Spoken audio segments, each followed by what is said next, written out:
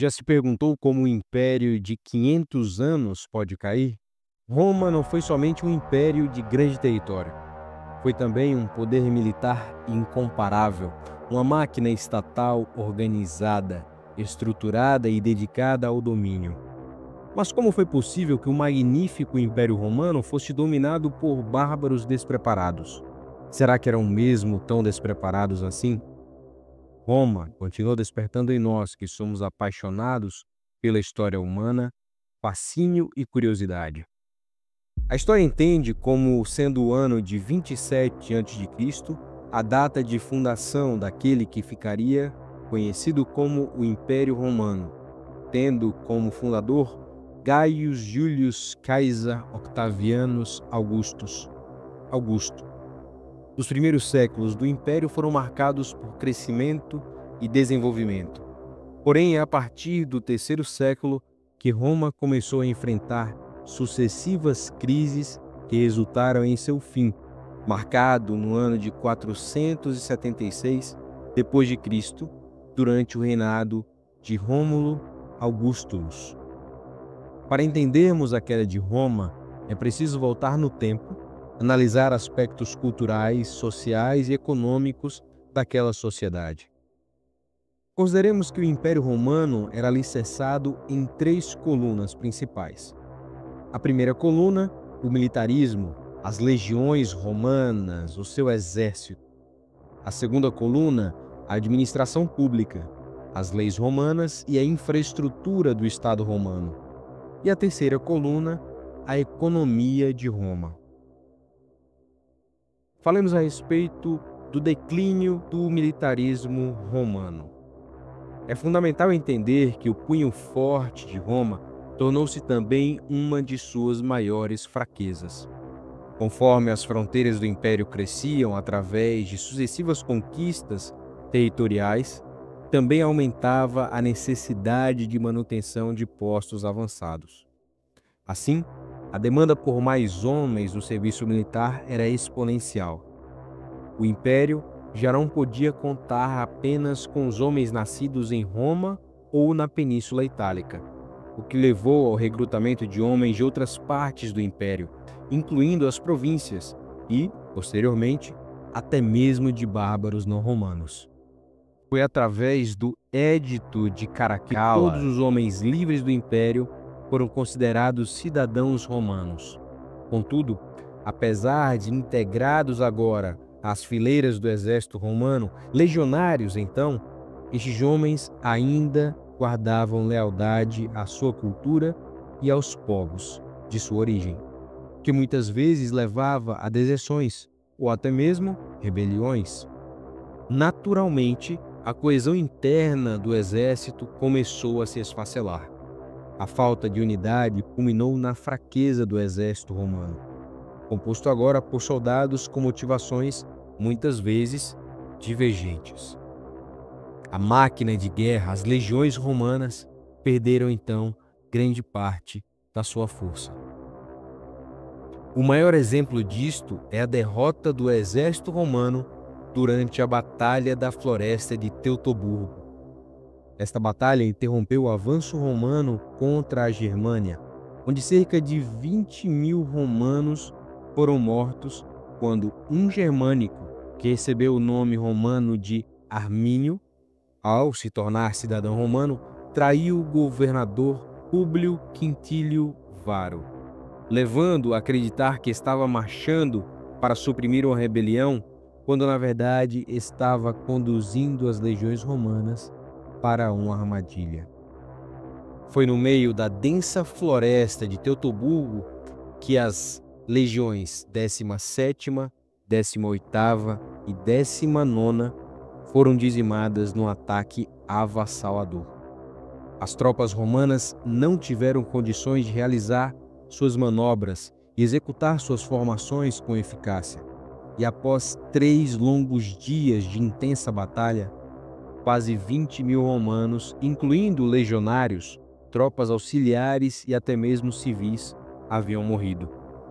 Essa derrota foi um choque para Roma, marcando o império nos séculos por vir. Falemos agora da administração pública, as leis romanas e a sua infraestrutura do Estado. Roma é até hoje referência em relação à sua estrutura de Estado. O direito romano fundamentou as bases das leis que utilizamos até os dias de hoje, mas foi a corrupção dentro do Estado romano que envenenou o Império. Com o decorrer dos séculos, o crescimento do Império Romano levou a um aumento exponencial na complexidade da administração pública, o que resultou em uma burocracia que muitas vezes era corrupta e ineficiente. A cobrança de impostos, vital para o sustento do Império, tornou-se um sistema onde os coletores de impostos exploravam os cidadãos, mantendo parte dos impostos para si mesmos ou desviando fundos para seus próprios bolsos, que não só reduzia os recursos disponíveis para o governo central, mas também causava insatisfação entre os cidadãos, que viam pouco retorno pelos tributos pagos. Com o tempo, a infraestrutura romana começou a se deteriorar. Estradas, aquedutos, pontes, saneamento básico, que necessitavam de um contínuo investimento, com a corrupção, tornaram-se insustentáveis. A deterioração da infraestrutura afetou diretamente a economia, pois o comércio tornou-se mais difícil e caro, e a mobilidade do exército romano foi então prejudicada, comprometendo assim a defesa do império contra invasores. As fronteiras do império agora já não podiam mais ser defendidas com a eficácia necessária. Além disso, a qualidade de vida nas cidades também decaiu, aumentando o descontentamento popular e contribuindo para o colapso social. Falemos agora da economia romana e como ela colapsou. A economia romana dependia fortemente de uma força de trabalho escrava, o que por um lado permitia a produção em grande escala, mas por outro desincentivava o desenvolvimento tecnológico e a inovação, uma vez que o custo da mão de obra era baixo. Com o tempo, a dependência da mão de obra escrava tornou-se um problema. A produção de alimentos que sustentava não só a população civil, mas principalmente mantinha as legiões romanas durante seus deslocamentos e postos avançados, era principalmente originada da Gália, na Espanha, Península Ibérica e no norte da África, locais que foram alvo de incursões militares promovidas pelas tribos germânicas, além, é claro, das produções que eram enviadas pelo Egito. Observe que as crises se acumularam em efeito dominó. O enfraquecimento do exército levou à redução das conquistas. A redução das conquistas levou à redução da captura de escravos. A redução da captura de escravos levou à redução da produção agrícola. E como um círculo, a redução da produção agrícola leva à redução da capacidade de alimentar grandes exércitos e de manter a população devidamente satisfeita. O Império Romano então foi engolido por sua própria estrutura. Seu crescimento territorial criou gargalos que levaram ao seu próprio enfraquecimento.